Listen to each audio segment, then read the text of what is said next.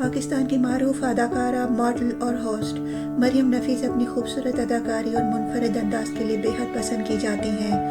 انہوں نے عشق بے نام، حیا کے دامن میں، محبت نہ کریو، حقیقت، منکر، نیم، منافق، کم ظرف، یقین کا سفر، محبت چھوڑی میں نے، عشق جلیبی اور دیار دل جیسے کامیاب ڈراموں میں اپنی شاندار پرفارمنس سے مداحوں کے دل جیت لیے۔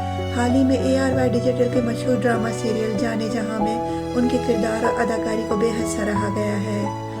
ذاتی زندگی کی بات کریں تو مریم نفیس جلد ماں بننے کی خوشی محسوس کر رہی ہیں، کیونکہ وہ اپنے پہلے بچے کی آمد کا انتظار کر رہی ہیں۔ ان دنوں مریم اپنے شوہر امان احمد کے ساتھ ماریشس کی خوبصورت وادیوں میں انجوائے کر رہی ہیں۔ اداکارہ نے ان دلکش نظاروں سے اپنی شاندار تصویریں شیئر کی ہیں، جہاں وہ ایک خوبصورت پیس ڈریس میں نظر آئیں۔ اس قدرتی ماحول نے ان کے حسن کو مزید